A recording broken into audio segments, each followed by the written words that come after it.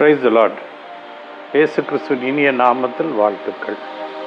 Power of God word of God மினிஸ்ட்ரீஸ்லேருந்து Isaac Raghunath உங்களோடு இணைவதில் சந்தோஷமடைகிறேன். 2025 வருடம் இயேசு கிறிஸ்துவனுடைய ரகசிய வருகை, ராப்சர். பல பேர் இதை பற்றி விவாதம் செய்து கொண்டிருக்கிறாங்க. அது ஒரு பக்கம் இருக்கட்டும். எப்படியும் நான் இயேசுவை தெரிந்து கொண்ட ஒரு மனிதன், இயேசு கிறிஸ்துவோடு கூட நித்தியத்திலே வாழ வேண்டும் என்றால் இந்த பூமியிலே அவன் பல விஷயங்களிலிருந்து விடுதலையாக்கப்பட்டிருக்க வேண்டும். அதாவது இயேசு கிறிஸ்து சொல்கிறார், நான் எந்த மனுஷனுக்கும் எதுவும் கடன்பட்டதில்லை. ஐ ஓ நோ மேன் எனிதிங். பிசாசு அவரை குற்றப்படுத்த முடியாது. அதுபோல நாம் யாருக்கும் கடன்பட்டு கடனாளியாக இருக்க முடியாது. அதே சமயம் இந்த உலக வாழ்க்கையிலே நம் ஓட்டத்தை முடிக்கும் வர நாம் ஒரு ஆசீர்வாதமான வெற்றியான வாழ்க்கையை வாழ்ந்தால்தான் உலக மக்கள் நம்முடைய வாழ்க்கையில் இருக்கிற வித்தியாசத்தை உணர்ந்து அவர்கள் இயேசு கிறிஸ்து உண்மையாகவே இவர்களை உயர்த்தி இருக்கிறார் என்பதை அவங்க ஏற்றுக்கொள்வார்கள். தடுமாறுகிற மனுஷனை, உலக பிரகாரமாக தோற்று போகிற ஒரு மனுஷனை உலகம் அவ்வளவாக அங்கீகரிக்காது. ஒரு சக்சஸ்ஃபுல் மனிதராக இருப்பவரை உலகம் அங்கீகரிக்கிறது. இன்றைக்கு நமக்கு ஜீவனுள்ள தேவனை தெரியும், இயேசு கிறிஸ்துவை தெரியும். அவர் சிலுவையிலே கஷ்டப்பட்டு சிந்திய இரத்தத்தினாலே நாம் விலைக்கு வாங்கப்பட்டு, அவருடைய பலியினாலே மீட்கப்பட்டு, அவருடைய உயிர்த்தெழுதலினாலே நாம் விடுதலையாக்கப்பட்டு, இருளின் ராஜ்யத்திலிருந்து நாம் வெளிச்சத்தின் ராஜ்யத்திற்குள்ளாக வந்துவிட்டோம். இயேசுனுடைய ரட்சிப்புக்குள்ள ராஜ்யத்துக்குள்ள வந்த பிறகு ஒரு விசுவாசி நிறைய பிரச்சனைகள், போராட்டங்கள், சமாதான கேடுகள் இவைகளெல்லாம் ஜெயிக்க வேண்டியுள்ளது. ரட்சிப்புக்குள்ள வந்த உடனே எல்லாமே ஒரு பெட் ஆஃப் ரோசஸ், அப்படியே பசுமையாக நாம் எளிதாக வாழக்கூடிய வாழ்க்கை இல்லை. அப்போஸ்தலர்களுடைய ஒவ்வொருவருடைய வாழ்க்கை, இயேசு கிறிஸ்துவுடைய சீடர்கள், நேரடி சீடர்கள், இத்தனை ஆயிரம் காலங்கள், 2000 வருடங்களாக சபைகள் உருவாக்கப்பட்ட மிஷனரிமார்களின், ஊழியக்காரர்களின் சரித்திரங்களை எல்லாம் நீங்கள் பார்த்தீங்கன்னா அவர்கள் மிகப்பெரிய பாடுகளுக்குள்ளாக கடந்து வந்து பரலோகத்திலே அதனுடைய மகிமையை அனுபவித்து கொண்டிருப்பார்கள். ஆனால் இன்றைக்கு இருக்கிற கிறிஸ்தவர்கள் டெக்னாலஜி பேஸ்டு, எல்லாமே இன்றைக்கு டெக்னாலஜி, இணையதளம், social media, WhatsApp, TikTok, ShareChat, பல விஷயங்கள் இருக்குது, யூடியூப், இன்ஸ்டாகிராம். இந்த தலைமுறை கிறிஸ்தவர்கள் பாடுகள் ஏற்பதற்கு, பாடுகளின் ஜீவியத்திலிருந்து, வாழ்க்கையிலிருந்து வெற்றி பாதையை அமைப்பதற்கு பெரிதாக முயற்சிப்பதில்லை. எது லகுவாக இருக்கிறதோ, எது ஈஸியாக இருக்கோ அதை அவங்க அடாப்ட் பண்ணிக்கிறாங்க. இன்றைக்கு எவ்வளோ ஜெபித்தோம், எவ்வளோ அந்நிய பாஷை பேசியும், சபைக்கு ஒழுங்காக சென்றோம், ஞானஸ்நானம் பெற்று, பரிசுத்தாயின் அபிஷேகம் பெற்று, பைபிள் நல்லா படித்து, பக்தி வைராக்கியம் உள்ள கிறிஸ்தவர்களாக வாழ்ந்தாலும் இன்றைக்கு வெற்றி அவர்களுக்கு பெரிதாக வாழ்க்கையில் இருக்கா? வெற்றியை எதை வைத்து நாம் அளக்கிறோம்? உலகத்தினுடைய பொருளாதாரம், பணக்காரனாக இருக்கிறானா, பெரிய பங்களா வைத்திருக்கிறானா, கார் வசதி இருக்கிறதா, ஈவன் சோஷியல் ஸ்டேட்டஸ் எப்படி இருக்கிறது, இதை வைத்து ஒரு கிறிஸ்தவனுடைய வாழ்க்கையை நம்ம நிதானிக்கிறோமா? அல்லது மற்றவர்களுக்கு இயேசுவின் ராஜ்யத்தை அறிமுகப்படுத்தி அவர்களை வெற்றிகரமாக வழிநடத்துவதை வைத்து நிதானிக்கிறோமா? இரண்டாவது சொன்னது யோசிக்கிறதுக்கு கூட இன்றைக்கி கிறிஸ்தவர்களுக்கு நேரம் இல்லை. பல பேர் தீர்க்க தரிசனம் சொல்லுகிறார்கள், ஊழியம் செய்கிறார்கள். பரவாயில்ல, கர்த்தர் ஆசீர்வதித்திருக்கிறார், அவர் பெரிய வசதியாக இருக்கிறார், அவருக்கு பெரிய கார் கிடைக்கிறது, நகை பணம் கிடைக்கிறது, உடனே அவர் பெரிய மனிதராகி விடுகிறார். ஆனால் பரிசுத்த வேதாகமத்தின்படி நாம் நிதானித்து ஆலோசித்தோமானால் அன்றாட வாழ்க்கையிலே இயேசு கிறிஸ்து பரிசுத்த வேதாகமத்திலே ஆபிரகாமுடைய சந்ததி கொடுக்கப்பட்ட அனைத்து வாக்குத்தத்தங்கள், ஆசீர்வாதங்கள் நமக்காக கொடுக்கப்பட்டிருக்கிறது. அதை நாம் சுதந்திரித்துக் கொள்கிறோம். அதை வெளிப்படையாக மேனிஃபெஸ்ட், நாம் வெளியரங்கமாக மற்றவர்கள் பார்ப்பதற்கு முன் உதாரணமாக இருக்கிறோமா? இந்த கேள்விக்கு நீங்களே உங்களை அனலைஸ் பண்ணிக்கோங்க, ஆராய்ந்து பார்த்து கொள்ளுங்கள். ஆபிரகாம் பெரும் செல்வந்தனாக இருந்தான். ஈசாக்கும் அப்படியே, யாக்கோபும் அப்படியே. பழைய ஏற்பாட்டு பரிசுத்தவான்கள், அந்த முக்கியமான கேரக்டர்ஸ் எல்லாம் ராஜாக்களாக இருந்தாங்க, பெரிய வசதி வாய்ப்புகளோடு இருந்தாங்க. புதிய ஏற்பாட்டு இயேசு கிறிஸ்துடைய சீடர்கள் பாடுகளின் வழியாக பரலோக ராஜ்யத்தை ஸ்தாபித்தார்கள். இரண்டுக்கும் பெரிய வித்தியாசம் உண்டு. இன்று மரித்தோரிலிருந்து உயிரோடு எழுப்பி இயேசு கிறிஸ்துவையே உயிரோடு எழுப்பின பரிசுத்த ஆவியானவர் நம்மோடு எப்பொழுதுமே இருக்கிறார். இயேசு கிறிஸ்துவை நாம் சொந்த இரட்சகராக ஏற்றுக்கொண்டு அவருடைய பலியை நாம் விசுவாசித்து அவர் உயிர்த்தெழுதலை அறிக்கையிடும்போது பரிசுத்த ஆவியினால் முத்திரையிடப்படுகிறோம், அவருடைய பிள்ளைகளாகிறோம். அப்போ அப்பாவுக்குண்டான, தகப்பனுக்குண்டான ஆசீர்வாதங்கள் எல்லாம் நமக்கு சுதந்திரமாய் கிடைக்கிறது. நாம் இந்த ஆசீர்வாதத்தை அனுபவிக்கும்படியாக கிறிஸ்து நமக்கு, இயேசு கிறிஸ்து அவர் சாபமானார், அவர் பாவங்களை ஏற்றுக்கொண்டார். நமக்காக மரத்தில் தூக்கப்பட்ட எவனும் ஒரு சாபத்தை ஏற்றுக்கொள்கிறான் என்று நாம் படிக்கிறபடி இயேசு கிறிஸ்து நமக்காக மரத்தில் தூக்கப்பட்டு சாபமானார்.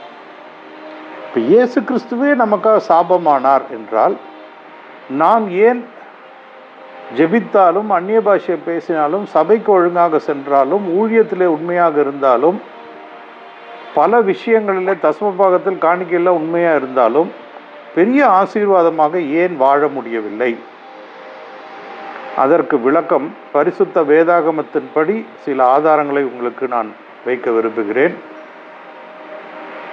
நான் இதில் தேர்ச்சி பெற்றவன் அல்ல, தேர்ச்சி பெற்றவர் பரிசுத்த ஆவியானவர். பரிசுத்த ஆவியானவர் என்னுடைய இருதயத்திலே, என்னுடைய மனதிலே கொடுத்த சில ஆலோசனைகளை என் வாழ்க்கையில் நான் போராடுகிற விஷயங்களிலே நான் வெற்றி பெறுகிற வழிகளை எனக்கு சொல்லிக்காட்டிய, செய்து காட்டிய பரிசுத்த ஆவியானவர் இதை அனுபவமாக உங்களுக்கு சொல்ல ஒரு தொடர்ந்து உத்தரவு கொடுத்ததனால் இதை நான் சொல்கிறேன். நான் சொல்கிற காரியங்கள், வசனங்களை நீங்கள் பரிசுத்த வேதாகமத்தை முழுவதுமாக படித்து பரிசுத்த ஆவியானவரிடத்தில், இயேசுவினிடத்தில் கேட்டு நீங்கள் விளக்கத்தை பெற்று, நான் எப்படி வெற்றி பாதைக்கு மாற்றப்பட்டேனோ அதுபோல் நீங்களும் வெற்றி பாதைக்கு மாற்றப்படும்படியாக வாய்ப்புகளை உருவாக்க இந்த ஃபேஸ்புக் வீடியோவை நான் பதிவிடுகிறேன். சாபங்கள், ஆசீர்வாதங்கள். சாபங்கள் உபாகமம் டியூட்ரானமி 28 அதில் பார்க்கிறோம். ஆசீர்வாதத்திற்கு 14 வசனங்கள் இருக்கிறது, சாபங்களுக்கு 54 வசனங்கள் இருக்கிறது. இப்போ இந்த 54 வசனங்களையும் நம்ம ஆராய்ந்து பார்க்க போவதில்லை. உங்களுடைய கடமை, நீங்கள் ஒருவேளை சரியான ஆசீர்வாதத்தை வாழ்க்கையிலே சுதந்திரித்து கொள்ள முடியவில்லை என்றால் இந்த டியூட்ரானமி 28, உபாகமம் 28 நிதானமாக பொறுமையாக படித்து இதை எழுதியவரான பரிசுத்த ஆவியானவரிடத்தில் நீங்கள் கேட்டு விளக்கத்தை பெற்று உங்கள் வாழ்க்கையை மாற்றி அமைத்துக் கொள்ளும்படியாக தாழ்மையோடு கேட்டுக்கொள்கிறேன். இந்த ஆசீர்வாதங்களை நாம்,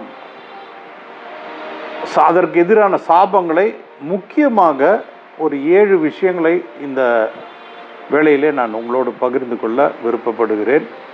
இது 2025 இன்று வாழ்கின்ற இயேசு கிறிஸ்துவை சொந்த இரட்சகராக ஏற்றுக்கொண்டு பின்பற்றுகிற விசுவாசிகள் போராடி கொண்டிருக்கிற முக்கியமான விஷயங்கள். இந்த 7 சம்மரைஸ், அதை ஒரு எல்லாவற்றிலிருந்து ஒரு சாராம்சமாக எடுத்து 7 புள்ளிகளை 7 பாயிண்டாக நான் உங்களுக்கு பேச பரிசுத்த ஆவியினால் ஏவப்படுகிறேன். அதாவது முக்கியமானவை. ஆபிரகாமுடைய ஆசீர்வாதம், சந்ததியாக நீங்கள் சுதந்திரமாக பெற்றுக்கொள்கிற ஆசீர்வாதம் என்னவென்றால் எக்ஸால்டேஷன். எக்ஸால்டேஷன் என்றால் லிஃப்டிங் அப், உயர்த்தப்படுதல்.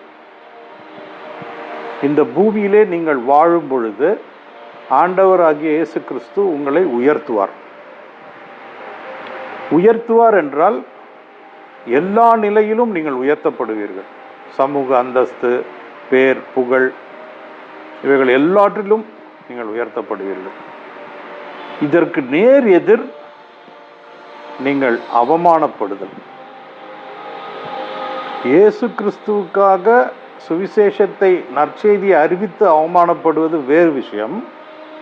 ஆனால் உங்கள் சொந்த வாழ்க்கையிலே ஆபிரகாமுடைய ஆசீர்வாதத்தை அனுபவிக்க முடியாமல், இயேசு கிறிஸ்து பரிசுத்த வேதாகமத்திலே உங்களுக்காக அவர் சிலுவையிலே பாடுபட்டு சம்பாதித்து கொடுத்த அந்த ஆசீர்வாதங்களை அனுபவிக்க முடியாமல் நீங்கள் வாழ்க்கையிலே பல பிரச்சனைகள், போராட்டங்கள், உங்கள் சரீரத்தில் கஷ்டங்கள், குடும்ப சமாதான கேடுகள், இவைகள் எல்லாம் உங்களை சூழ்ந்து கொண்டிருந்தால் நீங்கள் அவமானத்திற்குள்ளாக, ஹியூமிலியேட்டட் லைஃப்குள்ளாக இருக்கிறீர்கள்.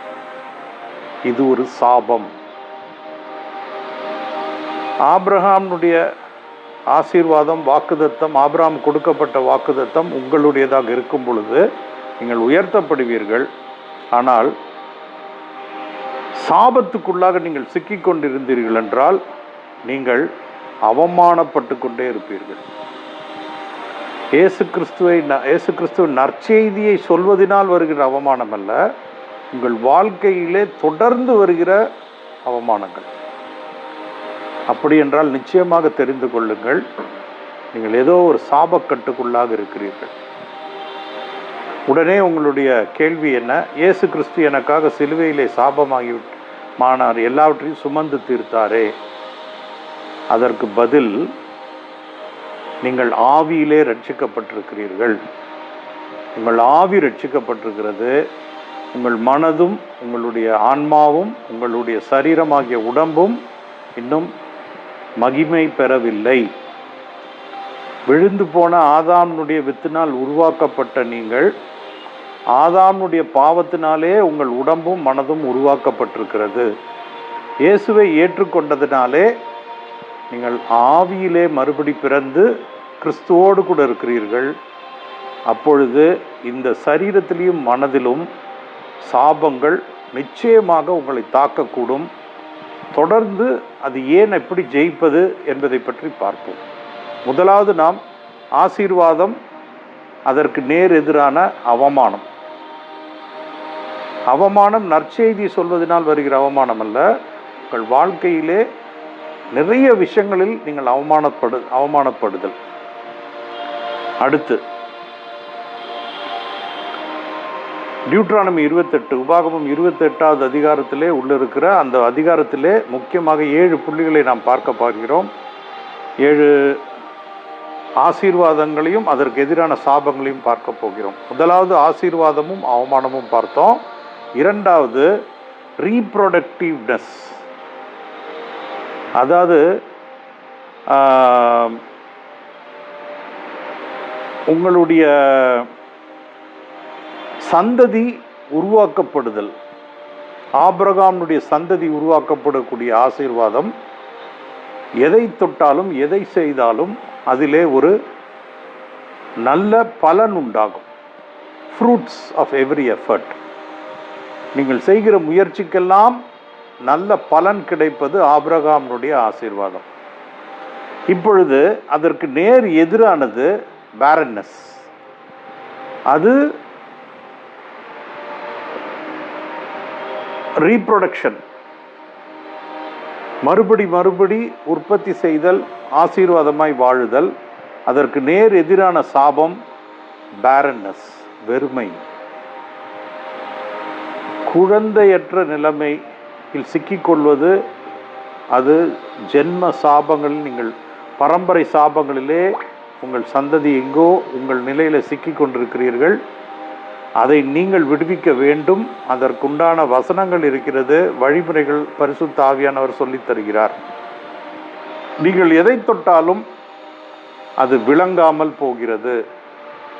சரியான தொழிலில் இல்லை, ஊழியத்தில் பலன் இல்லை, ஆசீர்வாதம் இல்லை, பேரன்னஸ், வெறுமையாக இருந்தால் நீங்கள் சாபத்துக்குள்ளாக சிக்கிக் கொண்டிருக்கிறீர்கள் என்பதை உணர வேண்டும். அடுத்து ஆரோக்கியம். ஆபிரகாமுடைய சந்ததிக்கு கொடுக்கப்பட்ட ஆசீர்வாதம் ஆரோக்கியம். உங்கள் உடம்பிலே எந்த வியாதியும் இல்லாமல் நீண்ட ஆயுளோடு, எப்படி மோசே அந்த காலத்தில் 80 வயசிலே ஊழியம் செய்து 120 வரை அவன் வாலிபனை போல ஆரோக்கியமாக எகிப்து தேசத்தையே விடுதலையாக்கி பல மைல் தூரம் நடந்து கொண்டு வந்து வெற்றியை ஆண்டவரிடத்தில் சமர்ப்பித்தானோ, அப்படிப்பட்ட ஆரோக்கியம் உங்களிடத்தில் இல்லை என்றால்,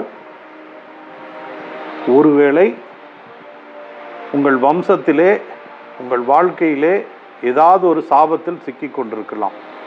ஆரோக்கியம் இல்லாததற்கு சாபம்தான் காரணம் என்று நான் சொல்லவில்லை, ஆனால் சாபமும் ஒரு காரணமாக இருக்கலாம். நிறைய உடம்பினுடைய ஆரோக்கிய பிரச்சனைகள் உங்களுக்கு ஏற்பட்டு கொண்டே இருந்தால் நீங்கள் நிச்சயமாக சாபத்துக்குள்ளாக சிக்கிக் கொண்டிருக்கிறீர்கள் என்பதை தெரிந்து கொள்ளுங்கள். அடுத்து வெற்றி உள்ள வாழ்க்கை, சக்சஸ், ப்ராஸ்பெரிட்டி. ப்ராஸ்பெரிட்டி என்றால் பணத்தை மட்டும் நான் சொல்லவில்லை. உங்கள் வாழ்க்கையிலே பல விஷயங்களிலே நீங்கள் வெற்றியுள்ள மனிதராக இருப்பது ஆபிரகாமுக்கு கொடுக்கப்பட்ட ஆசீர்வாதம், வாக்குத்தத்தம் இயேசு கிறிஸ்துவின் மூலமாக உங்களுக்கும் கொடுக்கப்பட்டிருக்கிறது. ஒருவேளை உங்கள் வாழ்க்கையில் வெற்றியை தவறவிட்டு கொண்டே இருக்கிறீர்கள், முயற்சி எடுக்கிறீர்கள், ஆனால் கடைசி நேரத்தில் வெற்றி பறிபோய் விடுகிறது, தோல்வியை சுதந்திரித்து கொண்டே இருக்கிறீர்கள் என்றால் நீங்கள் நிச்சயமாக சாபத்துக்குள்ளாக சிக்கிக் கொண்டிருக்கிறீர்கள். மறுபடியும் சொல்கிறேன், இயேசு கிறிஸ்து நமக்காக சாபமானார், உண்மைதான். அவருடைய பலியினாலே, அவருடைய உயிர்த்தெழுதினாலே நம்முடைய ஆவி ரட்சிக்கப்பட்டு விட்டது. நாம் இந்த பூமியிலே, இந்த சரீரத்தில் இருக்கிறோம், ஆன்மாவோடு நாம் வாழ்ந்து கொண்டிருக்கிறோம். அந்த சாபத் எப்படி உங்கள் ஆன்மா வழியாக உங்கள் வம்சத்திலே ஜென்ம பாவங்கள், ஜென்ம சாபங்கள் எப்படி செயல்படுகிறது என்பதை புரிந்து கொள்வதற்கான முதல் படி சாபங்களில் நீங்கள் சிக்கிக் கொண்டிருக்கிறீர்களா என்பதை ஆராய்ந்து பார்ப்பதே. அடுத்து 5வது விக்டரி. நீங்கள் எதை செய்தாலும் அது வெற்றியோடு செய்யக்கூடிய ஆசீர்வாதம். அதற்கு நேர் எதிரானது, நீங்கள் எதை செய்தாலும் தோல்வியோடு செய்வீர்கள். அந்த தோல்வி தொடர்ந்து கொண்டே உங்களுக்கு இருந்தால் உங்களையும் சரி, உங்கள் சந்ததியும் சரி, சாபத்துக்குள்ளாக நீங்கள் சிக்கிக் கொண்டிருக்கிறீர்கள் என்பதை புரிந்து கொள்ளுங்கள். 4வதிலே நான் வெற்றியுள்ள மனிதனை பற்றி சொன்னேன். 4வது புள்ளியிலே ப்ராஸ்பெரிட்டி, ஆசீர்வாதம் அப்படி என்று சொன்னேன். அதற்கு நேர் எதிரானது தரித்திரம். உங்கள் வாழ்க்கையிலே விசுவாசத்தோடு வாழ்கிறேன், ஆனால் எனக்கு பெரிய ஆசீர்வாதம் இல்லை, பணத்தோடு, பிரச்சனைகளோடு, பற்றாக்குறையோடு, தரித்திரத்திலே இருந்தீர்கள் என்றால் நீங்கள் நிச்சயமாக சாபக்கட்டிலே சிக்கிக் கொண்டிருக்கிறீர்கள். அதிலிருந்து விடுதலையாவதற்காக தொடர்ந்து இந்த செய்திகளை கேட்கும்படியாக தாழ்மையோடு கேட்டுக்கொள்கிறேன். 6வது, நீங்கள் தலையாய் இருப்பீர்கள், வாலாக மாட்டீர்கள். You are the head and the tail follows. ஆபிரகாமுக்கு கொடுக்கப்பட்ட ஆசீர்வாதம், அவன் தலையாய் இருப்பான், வாலாக அல்ல. ஆண்டவராகிய இயேசு கிறிஸ்துவை நீங்கள் ஏற்றுக்கொண்ட பிறகு நீங்கள் தலையாக இருக்க வேண்டும். தலை என்றால் என்ன, வால் என்றால் என்ன? தலை எல்லாவற்றையும் திட்டமிட்டு செயல்படுத்துகின்றது, வால் இழுத்து கொண்டு வரப்படுகிறது. நீங்கள் தலையாய் இருக்க வேண்டும். இதற்கு நேர் எதிர் நீங்கள் சாபக்கட்டிலே சிக்கிக் கொண்டிருந்தால், உங்கள் வம்சத்திலே ஜென்ம பாவங்கள் சாபங்களுடைய சிக்கலில் வலையில் நீங்கள் மாட்டிக்கொண்டிருந்தால் நீங்கள் தலையாக இருக்க மாட்டீர்கள். சந்தர்ப்ப சூழ்நிலைகளால் இழுபட்டு போகிற வாளாக இருப்பீர்கள். உலக மக்களும் சரி, உங்களுடைய குடும்பத்தாரும் சரி, உங்கள் எதிரியான சாத்தானும் சரி, உங்களை வாள் போல இழுத்து சந்தர்ப்ப சூழ்நிலைகளால் நெருக்கப்பட்டு நீங்கள் இழுபட்டு போவீர்கள். அப்படிப்பட்ட சூழலில் இருந்தால் நிச்சயமாக நீங்கள் சாபக்கட்டில் இருக்கிறீர்கள் என்பதை தெரிந்து கொள்ளுங்கள். ஏழாவது முக்கியமானது, நீங்கள் கீழல்ல மேலாக இருப்பீர்கள். You are not beneath but above. ஆபிரகாமுடைய ஆசீர்வாதம் உபாகமம் 28 எழுதப்பட்ட 14 ஆசீர்வாத வசனங்களிலே நீங்கள் மேலே இருப்பீர்கள், கீழே அல்ல என்று தெளிவாக சொல்லப்பட்டிருக்கிறது. அதுபோல அதற்கு நேரெதிரானது, நீங்கள் மேலே இல்லாமல் உங்கள் மீது சந்தர்ப்ப சூழ்நிலைகளும் கடன் பாரமும் தரித்திரமும் வியாதியும் சமாதான கேடும் குடும்ப உறவுகள் உடைந்து போகுதலும் நீங்கள் எப்பொழுதும் பற்றாக்குறையில் இருந்தால் நன்றாக புரிந்து கொள்ளுங்கள். எல்லா விதத்திலும், எல்லா வருஷத்திலும், எல்லா மாதத்திலும், எல்லா நாட்களிலும் நீங்கள் பற்றாக்குறையில் இருந்தால் நிச்சயமாக சாபத்தில் இருக்கிறீர்கள். இதிலிருந்து விடுபட வேண்டிய போராட்டம் உங்களுடையது. உங்களுக்கு உதவி செய்ய பரிசுத்த ஆவியானவர் இருக்கிறார், இயேசு கிறிஸ்து இருக்கிறார், அவருடைய வசனங்கள் இருக்கிறது. நீங்கள் உங்களுக்கு கொடுக்கப்பட்ட இயேசு கிறிஸ்து மூலமாக, பரிசுத்த ஆவியானவர் மூலமாக கொடுக்கப்பட்ட அதிகாரத்தினாலே நீங்கள் உங்களை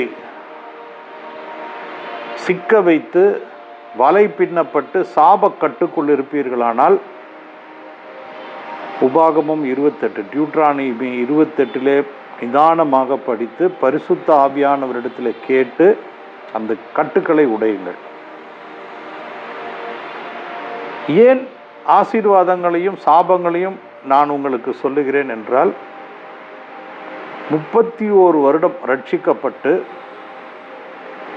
பல விதங்களிலே நான் இப்பொழுது சொன்ன அவமானம், நிந்தை, கஷ்டம், மன உளைச்சல், குடும்ப உறவுகளில் விரிசல், பணப்பற்றாக்குறை, தரித்திரம், வியாதி, அவமானம், இவைகள் எல்லாவற்றையும் வாழ்க்கையிலே அனுபவித்து அவைகளெல்லாம் ஏன் நான் கஷ்டப்பட வேண்டும், ஏன் இயேசுவை ஏற்றுக்கொண்ட பிறகு நான் போராடி கொண்டிருக்கிறேன் என்பதை பரிசுத்த ஆவியினிடத்தில் கேட்டு அவர் மூலமாக பதிலை பெற்றுக்கொண்டு அதிலிருந்து விடுபட்டு கொண்டிருக்கிறதினாலே உங்களுக்கு இதை நான் பகிர்ந்தளிக்கிறேன்.